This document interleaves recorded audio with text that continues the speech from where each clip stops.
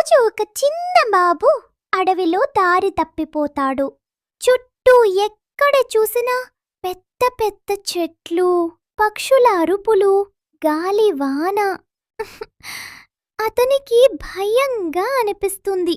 అతను నడుస్తూ ఒక పెద్ద పాత చెట్టు కింద కూర్చుంటాడు.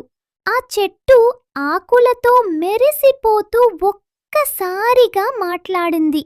చిన్నబాబూ, నన్ను రక్షిస్తే నీ కోరిక నెరవేరుతుంది. బాబు ఆశ్చర్యపోయాడు.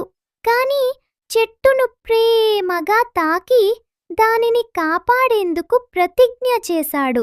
అప్పుడే చెట్టు అడిగింది, ఏ కోరిక నెరవేరాలని కోరుకుంటున్నావు?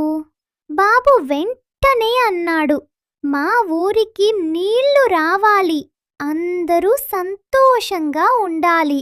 అప్పుడు ఆకాశం ఒక్కసారిగా చీకటిగా మారి చినుకులు పడటం మొదలైంది.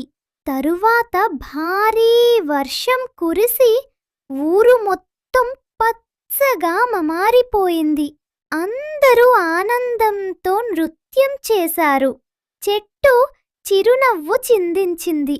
బాబు చెట్టును గట్టిగా తౌగలించుకున్నాడు. కథ నీతి. మంచిపినాడు. కథ నీతి, మంచి పనికి ఫలితం ఎప్పుడూ మంచే జరుగుతుంది.